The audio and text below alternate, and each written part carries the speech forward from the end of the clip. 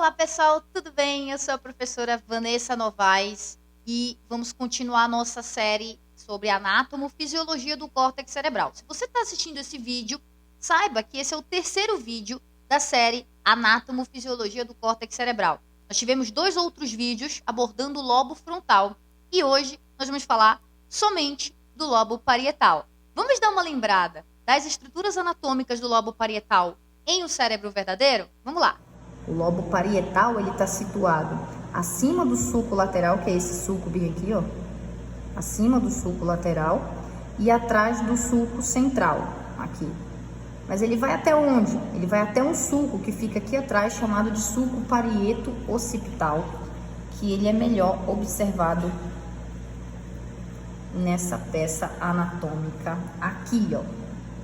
Esse sulco bem aqui, isso aqui é o cérebro cortado sagitalmente. Então, esse sulco bem aqui é o sulco parieto-occipital. Então, o lobo parietal, ele sai daqui do sulco central para trás até o sulco parieto-occipital, que é esse bem aqui. Então, até aqui. Então, eu sei que ele vem daqui até aqui. E a parte de baixo dele é acima desse sulco, chamado de sulco lateral aqui, ó. Então, ele tá aqui, ó. É essa região aqui. Isso aqui a gente chama de lobo parietal. Enquanto que o lobo frontal, essa parte aqui é mais motora, de planejamento motor, de controle motor, essa parte anterior mais de cognição, tomada de decisão, o lobo parietal, ele é mais sensitivo. Mas aqui no lobo parietal, então eu tenho o sulco central para trás, lobo parietal. Aqui eu tenho o sulco pós-central. Entre o sulco pós-central e o sulco central, nós temos um giro chamado de giro pós-central, que é o córtex somestésico do teu corpo. É o córtex somatosensitivo.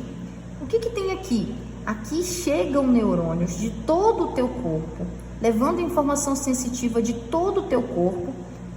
E não é sensitivo qualquer, é sensitivo somático.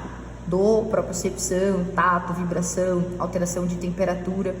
É esse tipo de informação sensitiva, né, que a gente diz que é informação sensorial somática. Então, tudo que chega aqui, você percebe. Se a informação sensorial somática não chegar aqui, o sentido simplesmente ele não existe. Você não sente. Então, se você tiver um acidente vascular encefálico que prejudique essa região, você vai ter perda de sensibilidade em uma determinada parte do teu corpo. Bom, do sulco pós-central, nós temos um outro sulco bem aqui, ó, que é chamado de sulco intraparietal, que divide o lobo parietal em dois lóbulos.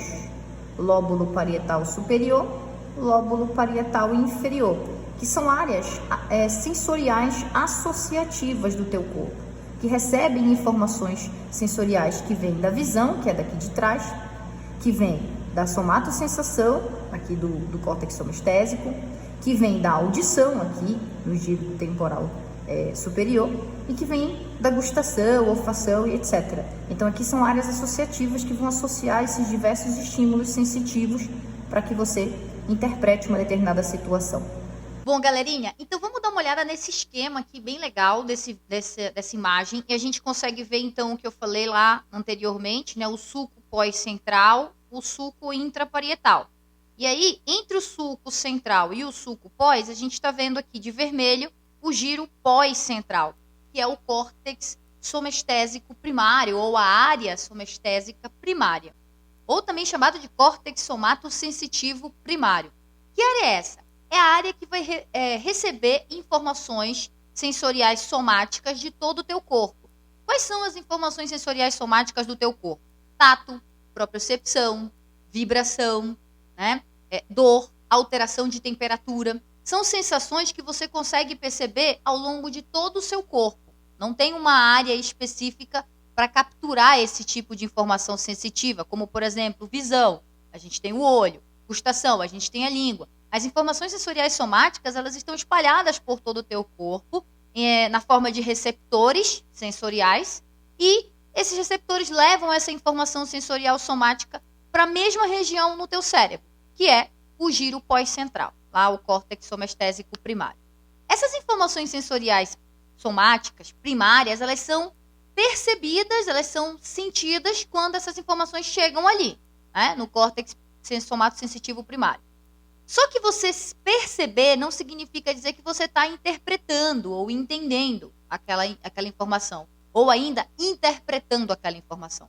Então, inicialmente, toda a informação sensorial somática vai chegar aqui, nessa região em vermelho, mas depois, essas informações elas precisam ir para outras regiões que a gente chama de regiões sensoriais secundárias. Então, a gente tem, por exemplo, o córtex somestésico secundário, que é a área que vai receber a informação que foi processada pelo córtex somestésico primário. Onde que está localizado isso? Está localizado no lobo parietal, nessa região verdinha aqui, ó, que é o lóbulo parietal superior. Essa região é chamada de córtex somestésico secundário. O que tem ali? Ali vai acontecer as informações que foram processadas, que foram sentidas lá no córtex primário, elas vão ser interpretadas no córtex secundário. A gente chama de áreas gnósicas, que são áreas que vai te possibilitar interpretar essas informações. Por exemplo, se você toca em alguma coisa, você tem uma informação tátil. Ela vai ser percebida pela área primária. Mas para você interpretar essa informação tátil, para você saber o que você está tocando, você precisa que essa informação seja interpretada por áreas gnósicas ou áreas somestésicas secundárias. E isso é feito pelo lóbulo parietal superior. E o lóbulo parietal inferior? Ele também está envolvido com esses processamentos de interpretação daquilo que foi sentido, mas a gente tem o lóbulo parietal inferior ainda subdividido. A gente tem uma região do lóbulo parietal inferior que acompanha a parte final do sulco de Sylvius aqui, que a gente chama de giro supramarginal. E também invadindo um pouco o lobo temporal, a gente tem uma outra área, ela pega um pedaço do lóbulo parietal inferior e um pedaço do lobo temporal, que a gente chama de giro angular. Essas regiões do lóbulo parietal inferior, elas estão relacionadas, elas fazem parte de áreas associativas terciárias. O que é uma área associativa terciária? Ela não processa uma única modalidade, seja sensitiva ou motora. Na verdade, ela processa várias modalidades. São áreas supramodais. E, nesse caso, essas áreas supramodais, elas são muito importantes para você integrar as diversas informações sensoriais que você recebeu e para você interpretar, inclusive, informações sensoriais que não foram processadas no córtex primário, no córtex somestésico primário. Como, por exemplo, ali você é capaz de integrar informação visual com informação auditiva, com informação tátil, por exemplo. Ah, professora, eu não consigo entender isso no contexto da vida real. Imagina que você chega na sua casa e a sua esposa, quando você abre a porta, a sua esposa está fazendo uma comida. Então você sente o cheiro da comida, da sua comida favorita. Quando ela chega, ela vem toda vestida para acabar, né? Toda bonitona, de salto alto, maquiada, toda linda, com escova no cabelo, ou seja, uma informação visual. Quando ela chega perto de você, ela sussurra no seu ouvido que ela te ama, né? Então, assim, tem uma série de contexto aí, informação visual, informação olfativa, ela vai te abraçar, tocar na sua mão, né? Fazer um carinho, um cafuné, informação tátil. Todas essas informações sensoriais, elas precisam ser interpretadas no teu cérebro. E elas são interpretadas nessas áreas supramodais que ficam localizadas. Uma parte delas no lóbulo parietal inferior e uma outra parte no lobo temporal. Tá? Essa área é chamada de área temporoparietal. E ela é uma área terciária ou supramodal. Muito importante para a interpretação, a associação de vários estímulos sensitivos simultâneos. Assim como a gente viu lá no córtex motor primário, aqui no córtex somestésico primário, nós também temos um homúnculo. Então, o mesmo homúnculo que a gente viu lá no córtex motor, a gente encontra um homúnculo bem parecido no córtex somestésico. O que é um homúnculo cerebral, ou também chamado de homúnculo de Penfield? De novo, é aquela representatividade de cada parte do teu corpo no cérebro. Então, o córtex somestésico primário, ele tem cada região dele responsável por um processamento de uma parte do teu corpo. E aí ele forma um bonequinho meio desproporcional que a gente chama de homúnculo. Áreas maiores significam que são áreas que têm maior representatividade no córtex somestésico primário e, consequentemente, vão ser áreas mais sensíveis. Áreas menores são áreas de menor representatividade no córtex somestésico primário e, portanto, serão áreas menos sensíveis, como, por exemplo, o tronco. E áreas mais sensíveis, como, por exemplo, as mãos e a face. Então, como vocês podem perceber, o lobo parietal ele é especialista em informações sensoriais e principalmente associações entre essas informações sensitivas, né? Ali, além do processamento somático, a gente também vai ter um processamento gustativo. A gustação ela fica um pouquinho mais profundo no córtex somestésico primário, um pouquinho mais profundo, mais ou menos na direção ali onde tem no homúnculo a área representativa da língua. Então, mais ou menos ali, um pouco abaixo, mais profundo, nós temos o córtex gustativo, que também pega um pedaço de um lobo mais interno, que a gente ainda vai falar, que é o lobo insular. Bom, se o indivíduo tiver uma lesão no lóbulo parietal, ou superior ou inferior, enfim, ou nos dois, no hemisfério não dominante, que normalmente é o hemisfério direito, esse indivíduo ele vai ter uma síndrome que a gente chama de síndrome de negligência. Ele vai negligenciar todo o hemicorpo esquerdo dele. Isso vai alterar o esquema corporal do indivíduo, né?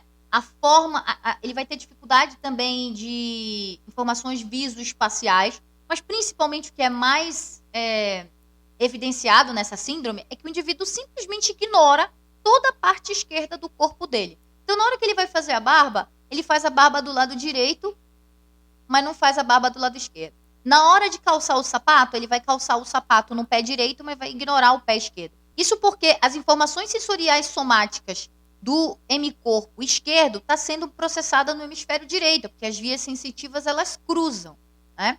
E aí, consequentemente, se ele tem uma lesão no lobo parietal do lado direito, o hemicorpo esquerdo é que vai ser negligenciado. É como se ele não existisse. Então, o indivíduo vai literalmente ignorar, né, o braço esquerdo dele, a perna esquerda, vai ser como se ela não existisse. Ele não vai utilizar, né, e vai realmente ignorar. A gente chama isso de síndrome de negligência. Mas se eu tiver uma lesão no lobo parietal, só que ao invés de eu ter essa lesão no hemisfério direito, eu apresentar essa lesão no hemisfério esquerdo, eu vou ter problemas principalmente na comunicação. Nas mesmas áreas, eu estou falando das mesmas áreas, é tudo lobo parietal. Só que no hemisfério esquerdo, a gente tem áreas como a área de Wernicke, né? São áreas mais envolvidas com a comunicação. Então, esse indivíduo ele vai ter a afasia de Wernicke, ele vai ter a agrafia, dificuldade de escrever, vai ter a anomia, vai ter dificuldade de dar nome a objeto, vai ter dificuldade em ler, alexia, e vai ter também a dificuldade em escrever, a agrafia. E ele também pode ter a calculia, que é a dificuldade nos cálculos. Perceba que, embora os hemisférios sejam bem parecidos, eles têm diferenças. Inclusive, se a gente lesionar o lobo parietal do lado direito, a gente vai ter problemas mais de natureza visoespacial, né? E de esquema corporal. E se a gente danificar o lobo parietal do lado esquerdo, a gente vai ter dificuldade mais relacionada à comunicação. Isso é normal. Os hemisférios são diferentes, funcionalmente também. E essa diferença a gente chama de especialização hemisférica. Especificamente no giro supramarginal, se a gente tiver uma lesão, além de tudo isso que eu já tenho falado aqui para vocês, o indivíduo ele pode ter dificuldade em ler em braille, porque o giro supramarginal é uma área importante para propriocepção e para gnosia tátil. Então, uma lesão ali pode causar uma agnosia proprioceptiva e tátil. Então, esse indivíduo vai ter dificuldade, por exemplo, em ler em braille. Bom, pessoal, eu espero que eu tenha sido clara. Essa é a nossa videoaula sobre o lobo parietal. E nas próximas séries nós vamos falar do lobo occipital, lobo temporal e, por último, o lobo insular, para a gente finalizar todos os lobos do cérebro. Foi um prazer estar com vocês e até a próxima. Tchau, tchau.